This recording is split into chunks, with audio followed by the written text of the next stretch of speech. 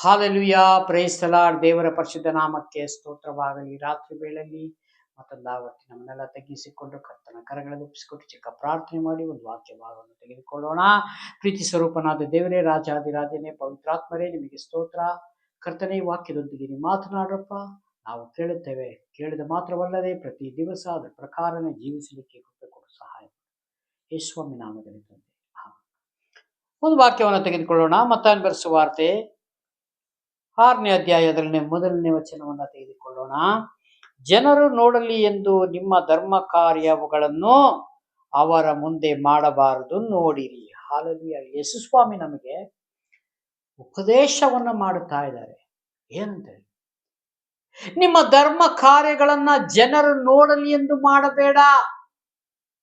ಇಲ್ಲಿ ದೇವರ ವಾಕ್ಯಕ್ಕೆ ವಿರೋಧವಾಗಿ ಕಾರ್ಯಗಳ ಭೂಮಿ ಮೇಲೆ ನಡೀತಾ ಇದೆ. ಅದು ಹೇಗೆ ಅಂದ್ರೆ, ಯಾರಿಗಾದ್ರೂ ಒಂದು ಸಹಾಯ ಮಾಡಬೇಕಾದ್ರೆ, ಯಾರಿಗಾದ್ರೂ ಏನಾದ್ರು ಒಂದು ಗಿಫ್ಟ್ ಕೊಡಬೇಕಾದ್ರೆ, ಒಂದು ದೊಡ್ಡ ಒಂದು ಮನೆ, ಒಂದು ಯಜಮಾನನು ಶ್ರೀಮಂತನು ಒಬ್ಬ ಬಡವನಿಗೆ ಒಂದು ದಾನ ಮಾಡುವಾಗ, ಒಂದು ಮನೆ ಕಟ್ಟಿಕೊಡುವಾಗ, ಯಾವುದೋ ಒಂದು ಹೆಲ್ಪ್ ಮಾಡುವಾಗ ಮಾಧ್ಯಮಗಳನ್ನ ಮುಂದೆ ವಿಡಿಯೋಗಳನ್ನ ಮಾಡಿ ಇವರಿಗೆ ಝೂಮ್ ಅಲ್ಲಿ ಹಾಕಿ ತೋರಿಸ್ತಾ ಇದ್ದಾರೆ. ನಾನು ಇಷ್ಟು ಜನಕ್ಕೆ ದಾನ ಮಾಡಿದೆ, ಇಷ್ಟು ಜನಕ್ಕೆ ನಾನು ಆ ಸಹಾಯ ಮಾಡಿದೆ, ಈ ಜನಕ್ಕೆ ಇಷ್ಟು ಕೊಟ್ಟೆ. ಹಲ್ಲೆಲೂಯಾ. ಅದಕ್ಕೆ ದೇವರ ವಾಕ್ಯ ಹೇಳ್ತದೆ, ಇದು ನೀನು ತಪ್ಪಾಗಿ ಮಾಡುತ್ತಾ ಇದೀಯ. ಆದ್ರೆ ಅವರಿಗೆ ದೇವರ ಸಂದೇಶ ಗೊತ್ತಿಲ್ಲ. ಅದಕ್ಕೆ ಅವರು ಈ ತರ ಎಲ್ಲ ಮಾಧ್ಯಮಗಳ ಮುಂದೆ, ಜನರ ಮುಂದೆ ನೋಡಲಿ ಅಂತ ನಿಮ್ಮ ಧರ್ಮ ಕಾರ್ಯಗಳನ್ನ ಮಾಡ್ತಾ ಇದ್ದೀರಿ. ಆದ್ರೆ ಅವ್ರು ನೆನೆಸ್ತಾರೆ ನನಗೆ ಪ್ರತಿಫಲ ಉಂಟು ಅಂತ. ಇಲ್ಲಿ ದೇವರ ವಾಕ್ಯ ಹೇಳ್ತದೆ, ನಿನಗೆ ಪ್ರತಿಫಲ ಸಿಕ್ಕುವುದಿಲ್ಲ. ಯಾಕೆಂದ್ರೆ ದೇವರ ವಾಕ್ಯಕ್ಕೆ ನೀವು ಮಾಡ್ತಾ ಇರೋದು ವಿರೋಧವಾಗಿದೆ. ಇಲ್ಲಿ ಜನರು ನೋಡಲಿ ಎಂದು ನೀನು ಧರ್ಮ ಕಾರ್ಯ ಮಾಡಬೇಡ ಅಂತ ದೇವರು ಇಲ್ಲಿ ಹೇಳ್ತಾರೆ. ಆದರೆ ಈ ಲೋಕದಲ್ಲಿ ಏನಾಗ್ತಾ ಇದೆ, ದೇವರಿಗೆ ಆಪೋಸ್.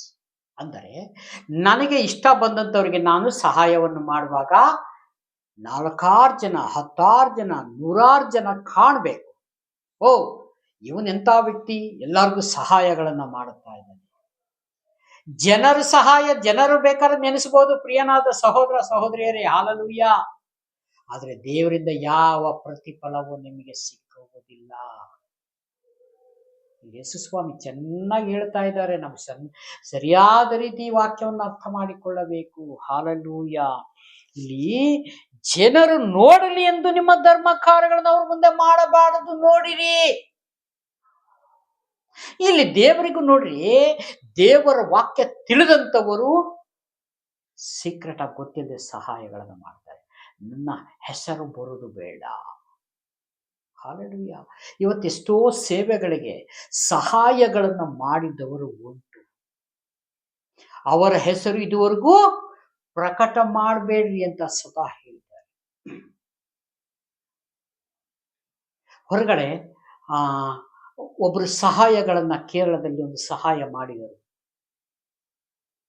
ಮಾಡುವಾಗ ಸಹಾಯವನ್ನ ನಾನು ಮಾಡ್ತಾ ಇದ್ದೀನಿ, ದಯಮಾಡಿ ನನ್ನ ಹೆಸರನ್ನ ಬಹಿರಂಗ ಪಡಿಸಬೇಡ್ರಿ. ಯಾಕೆ? ಪರಲೋಕದಲ್ಲಿ ನನಗೆ ಪರಲೋಕದ ತಂದೆ ನಾನು ಮಾಡಿದ ಸಹಾಯವನ್ನು ಮೆಚ್ಚುವುದಿಲ್ಲ. ಯಾಕೆ ಮೆಚ್ಚುವುದಿಲ್ಲ? ಇಲ್ಲಿ ನಾನು ಪ್ರಕಟ ಮಾಡಿದರೆ, ಪ್ರಕಟ ಮಾಡದೇ ಇದ್ರೆ ತಂದೆಯಿಂದ ಫಲ ಸಿಗ್ತದೆ. ನೋಡ್ರಿ ಎಷ್ಟು ಚೆನ್ನಾಗಿದೆ ಇದು. ಅವರು ದೇವರ ವಾಕ್ಯವನ್ನು ತಿಳಿದಂತವರು, ದೇವರಿಗಾಗಿ ಜೀವಿಸುವಂತವರು ಹಾಗೆ ನಡೀತಾರೆ. ಈ ಮತ್ತಾಯನ ಬರೆದ ಸುವಾರ್ತೆಯಲ್ಲಿ ಈ 6ನೇ ಅಧ್ಯಾಯದಲ್ಲಿ ಅವರು ಎಷ್ಟು ಸಲ ಧ್ಯಾನ ಮಾಡಿದಾರೋ ನನಗೆ ಗೊತ್ತಿಲ್ಲ. ಆದರೆ ಅವರು ಒಂದೇ ಮಾತು ಹೇಳ್ತಾರೆ. ಏನಂದ್ರೆ, ಸಹೋದರರೇ, ಪಾಸ್ಟ್ರೆ, ನಾನು ಇದಕ್ಕೆ ಸಹಾಯ ಮಾಡಲಿಕ್ಕೆ ದೇವರು ನನ್ನ ಆತ್ಮಕ್ಕೆ ಪ್ರೇರೇಪಣೆ ಕೊಟ್ಟಿದ್ದಾರೆ, ಆ ಸಹಾಯ ಮಾಡ್ತೇನೆ. ಹಾಲೆಲೂಯಾ. ಆದರೆ ನನ್ನ ಹೆಸರು ಮಾತ್ರ ದಯಮಾಡಿ ಅನೌನ್ಸ್ಮೆಂಟ್ ಮಾಡಬೇಡ್ರಿ. ಇವರೇ ಕೊಟ್ಟರು ಅಂತ ಮಾಡಬೇಡಿ, ದಯಮಾಡಿ. ಅವರಿಗೆ ರಿಕ್ವೆಸ್ಟ್. ಹಾಲೆಲೂಯಾ. ಇದು ದೇವರಿಗೆ ನಿಜವಾಗಲೂ ಪ್ರೀತಿ ತೋರಿಸಿದ ಹಾಗೆ. ಇದು ದೇವರಿಗೆ ವಾಕ್ಯಕ್ಕೆ ವಿಧೇಯನಾಗಿ ನಡೆಯುತ್ತಾರೆ ಆ ಗುಣಲಕ್ಷಣವಾಗಿದೆ. ಹಾಲೆಲೂಯಾ. ಇಲ್ಲಿ ಎಷ್ಟೋ ಜನ, ನಾನು ಚರ್ಚಲ್ಲಿ ಊಟ ಹಾಕಿಸ್ದೆ, ನಾನ್ ಚರ್ಚಲ್ಲಿ ಲಾಡು ಉಂಡೆ ಕೊಡಿಸ್ದೆ, ಹಾಲೆಲೂಯ. ನೀವು ನೆನೆಸ್ತೀರಿ ನಾನ್ ಕೊಡಿಸ್ದೆ ಅಂತ. ಅಂದ್ರೆ ದೇವರಿಂದ ಏನಾರ ಪ್ರತಿಫಲ ಸಿಗ್ತಾ ಇದೆಯಾ ಅದನ್ನ ಫಸ್ಟ್ ಯೋಚನೆ ಮಾಡ್ತಾ ಇದ್ದೀವಿ. ಅದು ಯಾರು ಯೋಚನೆ ಮಾಡ್ತಾ ಇಲ್ಲ. ಇವ್ರು ಬಂದ್ರು, ಇಂಥ ಸಾಹೇಬ್ರು ಬಂದ್ರು, ಚರ್ಚಿಗೆ ಲಾಡುಂಡೆ ಕೊಡಿಸಿದ್ರು, ಚರ್ಚಲ್ಲಿ ಬಿರಿಯಾನಿ ಅಡಿಗೆ ಮಾಡಿಸಿ ಊಟ ಹಾಕ್ಸಿದ್ದಾರೆ, ಹಾಲೆಲೂಯ. ಇಲ್ಲಿ ಕೆಳಗಡೆ ದೇವರ ವಾಕ್ಯ ಹೇಳ್ತದೆ. ಹಾಗೆ ನೋಡಿರಿ, ನೀವು ಹಾಗೆ ಮಾಡಿದರೆ ಪರಲೋಕದಲ್ಲಿ ಇರುವ ನಿಮ್ಮ ತಂದೆಯ ಹತ್ತಿರ ನಿಮಗೆ ಫಲ ದೊರೆಯದು. ಹಾಲೆಲೂಯ. ಏನ್ ಹೇಳ್ತಾರೆ ದೇವರು? ಪರಲೋಕದಲ್ಲಿರುವ ತಂದೆಯ ಹತ್ತಿರ ನಿಮಗೆ ಫಲ ದೊರೆಯದು, ಸಿಗುವುದಿಲ್ಲ. ಜನರ ಹತ್ರ ಹೊಗಳಿಕೆ ಸಿಗ್ತದೆ, ವಿಶ್ವಾಸಿಗಳ ಹತ್ರ ನಿಮ್ಗೆ ಸಿಗ್ತದೆ, ಲೋಕದವ್ರ ಜನಗಳ ಹತ್ರ ನಿಮ್ಗೆ ಸಿಗ್ತದೆ. ಆ ಮನುಷ್ಯ ನೋಡಪ್ಪ ಎಷ್ಟೋ ಜನಕ್ಕೆ ಬಿರಿಯಾನಿ ಊಟ ಹಾಕ್ಸಿದ್ದಾನೆ, ಅವನ್ ಧರ್ಮಾತ್ಮ, ಪುಣ್ಯಾತ್ಮ. ಹಾಲೆಲೂಯ. ದೇವರು ದುಃಖ ಪಡ್ತಾರೆ.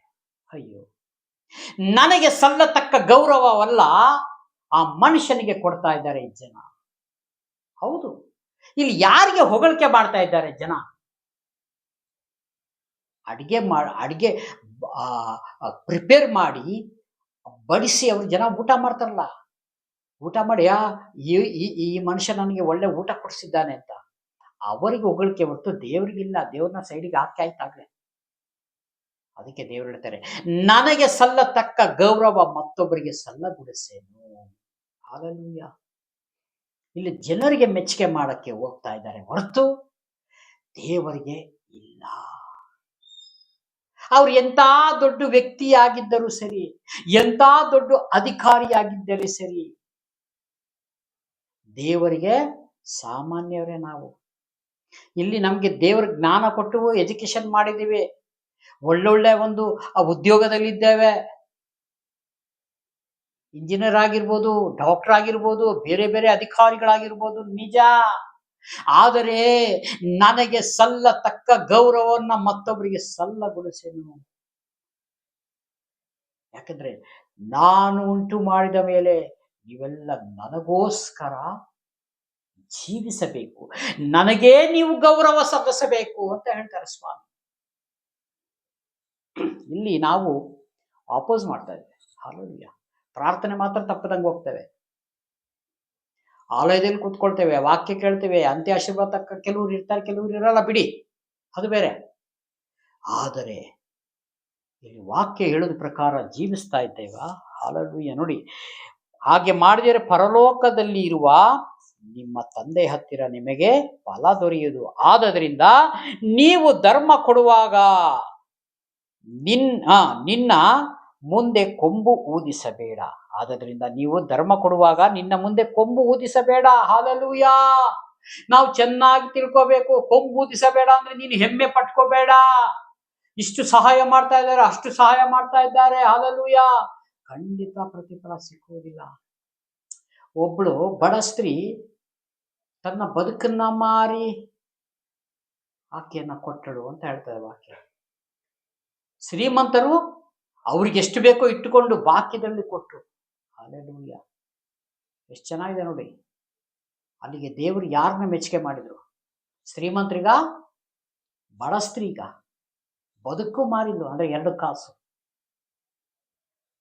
ನಾವು ಸುಮ್ಮನೆ ಆಲಯದಲ್ಲಿ ಕೂತ್ಕೊಂಡು ವಾಕ್ಯ ಕೇಳುವುದು ಬರುವುದಲ್ಲ, ಅದ ಪ್ರಕಾರ ನಾವು ಕೈಗೊಂಡು ನಡಿಬೇಕಿಲ್ಲಿ. ಅವಾಗಲೇ ಒಂದು ದಿವಸ ನಮ್ಮ ಪರಲೋಕದಲ್ಲಿ ಸ್ಥಳ ಸಿಗ್ತದೆ. ಪ್ರಿಯ ಸಹೋದರ ಸಹೋದರಿಯರೇ, ಚೆನ್ನಾಗಿ ನಾವು ತಿಳ್ಕೊಂಡು, ಚೆನ್ನಾಗಿ ಅರ್ಥ ಮಾಡಿಕೊಂಡು ಇದ್ರ ಪ್ರಕಾರ ಜೀವಿಸಬೇಕು ಅಂತ ದೇವರು ಹೇಳ್ತಾ ಇದ್ದಾರೆ. ಹಾಲೆಲೂಯ. ಹಾಗೆ ಕೊಂಬೂದಿಸಬೇಡ, ಜನರಿಂದ ಹೊಗಳಿಸಿಕೊಳ್ಳಬೇಕೆಂದು ಕಪಟಿಗಳು ಸಭಾ ಮಂದಿರಗಳಲ್ಲಿಯೂ ಬೀದಿ ಚೌಕಗಳಲ್ಲೂ ಹಾಗೆ ಮಾಡುತ್ತಾರೆ. ದೇವರು ನೋಡಿ, ಕಪಟಿಗಳು ಅಂತ ಹೇಳ್ತಾರೆ. ಸಭಾ ಮಂದಿರದಲ್ಲಿಯೂ ಬೀದಿ ಚೌಕಗಳಲ್ಲೂ ಹಾಗೆ ಮಾಡುತ್ತಾರೆ. ಇಲ್ಲಿ ದೇವರ ನಿಜವಾದ ಮಕ್ಕಳು ಹಾಗೆ ರೀತಿ ಮಾಡಬಾರ್ದು ಅಂತ ದೇವರು ನಮಗೆ ಎಚ್ಚರಿಕೆಯಿಂದ ತೋರಿಸಿಕೊಡ್ತೀವಿ. ವಾಕ್ಯದೊಂದಿಗೆ ಮಾತನಾಡ್ತಾ ಇದ್ದಾರೆ. ಹಾಲೆಲೂಯ. ಹಾಗೆ ಮಾಡುತ್ತಾರೆ. ಅವರು ತಮಗೆ ಬರತಕ್ಕ ಪ್ರತಿಫಲವನ್ನು ಹೊಂದಿತಾಯಿತೆಂದು, ಅಂದ್ರೆ ಹೊಂದಿಕೊಂಡಿದ್ದೀನಿ ಎಂಬುದಾಗಿ ಸತ್ಯವಾಗಿ ಹೇಳುತ್ತೆ. ನೋಡ್ರಿ, ಸೇವಕರು ಪ್ರತಿಫಲ ಸಿಕ್ಕಿದೆ ಅಂತ ನೆನೆಸ್ತಾರೆ. ಆದ್ರೆ ದೇವರು ಹೇಳ್ತಾರೆ, ಖಂಡಿತ ನೀವು ಪ್ರತಿಫಲ ಸಿಕ್ಕಿಲ್ಲ.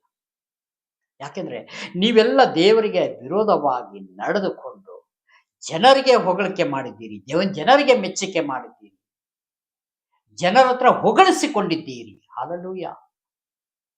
ಆದ್ರೆ ತಂದೆ ಹತ್ರ ಹೇಗೆ ಪ್ರತಿಫಲ ಸಿಗ್ತದೆ? ಚೆನ್ನಾಗಿ ನಾವು ಯೋಚನೆ ಮಾಡಿ ಇದನ್ನ ತಿಳ್ಕೋಬೇಕು. ಹಾಲೆಲೂಯ. ಹಾಗೆ ಹೊಂದಿತಾಯ್ತೆಂದು ನಿಮಗೆ ಸತ್ಯವಾಗಿ ಹೇಳುತ್ತೇನೆ, ನೀವಾದರೂ ಧರ್ಮ ಕೊಡುವಾಗ ನೀನು ಧರ್ಮ ಕೊಟ್ಟದ್ದು ಅಂತರಂಗದಲ್ಲಿ ಇರುವ ಹಾಗೆ ನಿನ್ನ ಬಲಗೈ ಮಾಡಿದ್ದು ಎಡಗೈಗೆ ತಿಳಿದಿರಲಿ. ಹಾಲೆಲೂಯ. ನಾನು ಧರ್ಮ ಕೊಡುವಾಗ ನನ್ನ ಬಲಗೈ ಮಾಡಿದ್ದು ನನ್ನ ಎಡಗೈಗೆ ಗೊತ್ತಾಗದಿರಲಿ. ಹಾಲೆಲೂಯ. ಇದು ಜನರಿಗೆ ಸ್ವಲ್ಪ ಕಷ್ಟ ಆಗ್ತದೆ. ಅಯ್ಯೋ, ನಾನು ಸಹಾಯ ಮಾಡಿದ್ದು ಯಾರಿಗೂ ಗೊತ್ತಾಗ್ಲಿಲ್ಲ ಅಂದ್ರೆ ಹೇಗೆ? ಇದು ನನಗೆ ಸ್ವಲ್ಪ ಕಷ್ಟ. ನಾನು ಬಿರಿಯಾನಿ ಊಟ ಹಾಕಿಸ್ದೆ, ನಾನು ಲಾಡುಂಡೆ ಕೊಡಿಸ್ದೆ, ಇದು ಗೊತ್ತಾಗ್ಲಿಲ್ಲ ಅಂದ್ರೆ ಮತ್ತೆ ಏನ್ ಪ್ರಯೋಜನ ನಾನು ಕೊಡಿಸಿ? ಇದೇ ದೇವರ ವಾಕ್ಯದಿಂದ ನಾವು ಹಿಂಜಾರಿ ಹೋಗುತ್ತಾ ಇರೋದು ಪ್ರಿಯನಾದ ಸಹೋದರ ಸಹೋದರಿಯರೇ. ಇದೆಲ್ಲ ಕಷ್ಟ. ನಾನು ಕಷ್ಟಪಟ್ಟು ಹಣ ಸಂಪಾದನೆ ಮಾಡಿ ಆಲಯಕ್ಕೆ ತೆಗೆದುಕೊಂಡೋಗಿ ಸಹಾಯ ಮಾಡಬೇಕಾದ್ರೆ ದೇವ್ರು ಯಾರಿಗೂ ಗೊತ್ತಾಗಬಾರ್ದು ಅಂತ ಹೇಳ್ತಾರಲ್ಲ, ಇದು ಹೇಗೆ? ಇಲ್ಲಪ್ಪ, ಇದು ನಾನು ಹೇಳಲಿಲ್ಲ ಅಂದ್ರೆ ನನಗೆ ಮತ್ತೆ ರಾತ್ರಿ ನಿದ್ರೆ ಬರೋದಿಲ್ಲ. ಇದು ನಾನು ಖಂಡಿತ ಹೇಳಲೇಬೇಕು. ಅವಾಗ ಏನಾಗ್ತದೆ? ದೇವರಿಂದ ಪ್ರತಿಫಲ ಸಿಕ್ಕುವುದಿಲ್ಲ. ನೋಡಿ, ಅದಕ್ಕೆ ಶಿಲ್ಬೆಯ ಮಾತು ಲೋಕದವರಿಗೆ ಏನಾಗಿದೆ? ಹುಚ್ಚು ಮಾತಾಡಿ. ಅದು ದೇವರ ಮಕ್ಕಳಿಗಲ್ಲ.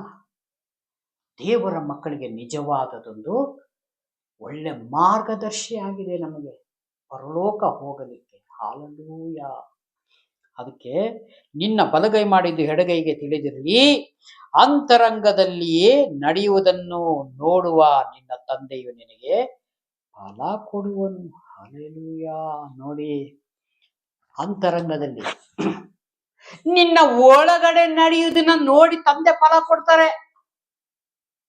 ಇದಕ್ಕಿಂತ ಇನ್ನಂತ ಭಾಗ್ಯ ಬೇಕು? ನಿಮಗೆ ದೇವರಿಂದ ನಿಮಗೆ ಪ್ರತಿಫಲ ಬೇಕು, ಇಲ್ಲ ಮನುಷ್ಯನಿಂದ ನಿಮಗೆ ಹೊಗಳಿಕೆ ಬೇಕು?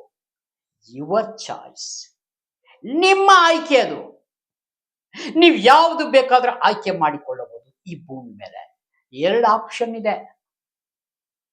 ದೇವರ ಹತ್ರ ಆಮೇಲೆ ನೋಡೋಣ, ನಾವು 7-10 ಸಲ ದೇವರು ಕ್ಷಮಿಸ್ತೇನೆ ಅಂತ ಹೇಳಿದಾರಲ್ಲ, ಈಗ ಸದ್ಯಕ್ಕೆ ನಾವು ಮಾಡಿದ ಹೆಲ್ಪ್ಗಳೆಲ್ಲ, ಸಹಾಯ ಮಾಡಿದ್ದೀನಲ್ಲ, ಅದೆಲ್ಲ ನಾನು ಈಗ ತೋರಿಸ್ಬೇಕಲ್ಲ ದೇವ್ರ ಹತ್ರ. ಆಮೇಲೆ ಸ್ವಾಮಿ ತಪ್ಪಾಯ್ತು, ನನ್ನ ಕ್ಷಮಿಸ್ಬಿಡಿದ್ರೆ ದೇವರು ಕ್ಷಮಿಸ್ತಾರೆ.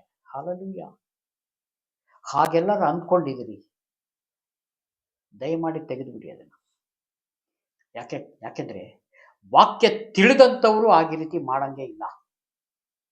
ತಿಳಿಯಲಾರ್ದವ್ರು ಬಿಡಿ, ಪಾಪ ಅವ್ರಿಗೆ ಕ್ಷಮಾಪಣೆ ದೇವ್ರು ಕ್ಷಮಿಸ್ತಾರೆ. ಏನೋ ಮಾಡಬಾರ್ದು ತಪ್ಪುಗಳನ್ನ ಮಾಡಿದಾನೆ, ಇನ್ನು ಮುಂದೆ ಈ ಪಾಪವನ್ನ ಮಾಡಬೇಡ. ಯಾಕಂದ್ರೆ ವ್ಯಭಿಚಾರಿ ಸ್ತ್ರೀಗೆ ಅದೇ ಹೇಳಿದ್ರು ದೇವರು. ಆಕೆಗೆ ಸತ್ಯ ತಿಳಿದಿರಲಿಲ್ಲ, ವ್ಯಭಿಚಾರಿ ಮಾಡೋದು, ರೆಡ್ ಹ್ಯಾಂಡ್ ಆಗಿ ಸಿಕ್ಕಾಕೊಂಡು. ಮೋಶೆ ಗ್ರಂಥದಲ್ಲಿ ಬರೆದಿರೋ ಪ್ರಕಾರ ಕಲ್ಲು ತೆಗೆದುಕೊಂಡು ಹೊಡೀರಿ ಆಕೆನ ಅಂತ ಹೇಳಿದಾರಲ್ಲ. ಸ್ವಾಮಿ ನೀ ಏನ್ ಹೇಳ್ತೀಯ? ಹಾಲೆಲೂಯ. ಜನಗಳು ಬಂದು ಕೇಳುವಾಗ ಅದಕ್ಕೆ ಸ್ವಾಮಿ ಹೇಳ್ತಾರೆ, ನಿಮ್ಮಲ್ಲಿ ಪಾಪಗಳನ್ನ ಯಾರು ಮಾಡಲಿಲ್ಲ, ನಿಮ್ಮಲ್ಲಿ ತಪ್ಪುಗಳನ್ನ ಯಾರು ಮಾಡಲಿಲ್ಲ, ಅವರು ಫಸ್ಟ್ ಕಲ್ಲು ತೆಗೆದು ಆಕೆ ಮೇಲೆ ಹಾಕಿ ನೋಡೋಣ. ಅದಕ್ಕೆ ಎಲ್ಲರೂ ಕಲ್ಲನ್ನ ಕೆಳಗೆ ಹಾಕಿ ಹೊರಟೋದು. ಯಾಕೆ? ಎಲ್ಲರೂ ಪಾಪ ಮಾಡಿದವ್ರೆ, ನೀತಿವಂತರು ಒಬ್ಬರು ಇಲ್ಲ. ನೋಹನ ಚರಿತ್ರೆ ನೋಡುವಾಗ ನೀತಿವಂತನ ಒಬ್ಬನಾದ್ರೆ ಇದ್ದಾನ ಅಂತ ದೇವರು ಪರಲೋಕದಿಂದ ನೋಡುವಾಗ ಆ ಒಬ್ಬನು ಕಣಿಸಿಕೊಂಡ ನೀತಿವಂತನಾದ ನೋಹನು. ಅವನ ಮುಖಾಂತರ ರಕ್ಷಣೆ ಆಯ್ತು. ಅದೆಲ್ಲ ನಮಗೆ ಇವಾಗ ವಾಕ್ಯನ ಓದಿದ್ದೀವಿ.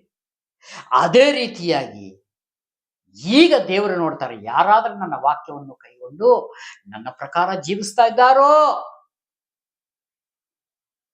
ಅವರನ್ನು ಸಪ್ರೇಟ್ ಮಾಡ್ತಾರೆ ದೇವರು.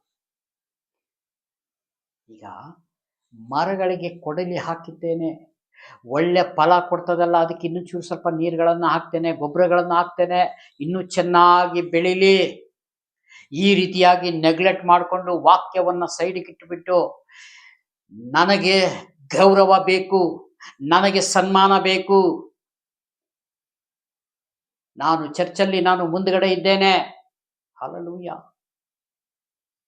ನನಗೆ ಚರ್ಚಲ್ಲಿ ಒಳ್ಳೆ ಸ್ಥಾನ ಇದೆ, ಒಳ್ಳೆ ಗೌರವವಿದೆ. ನಿಜ, ದೇವರ ಹತ್ರ ಗೌರವ ಇದೆಯಾ ಫಸ್ಟ್ ನೋಡ್ಕೋಬೇಕು. ಚರ್ಚ್ ಇವತ್ತು ಇರ್ತದೆ, ವಾಕ್ಯವನ್ನು ಕಲೀಲಿಕ್ಕೆ, ವಾಕ್ಯವನ್ನು ಧ್ಯಾನ ಮಾಡಕ್ಕೆ ಸೇವಕರಿದ್ದಾರೆ, ರೈಟ್. ಆದರೆ ನಾವು ಮುಂದೆ ಎಲ್ಲಿ ಹೋಗ್ಬೇಕಾಗಿದೆ ಅದನ್ನ ಯೋಚನೆ ಮಾಡಬೇಕು. ನಾವು ಚೆನ್ನಾಗಿ ಧ್ಯಾನ ಮಾಡ್ಬೇಕು ನಾವು. ಹಲ್ಲೆಲೂಯ.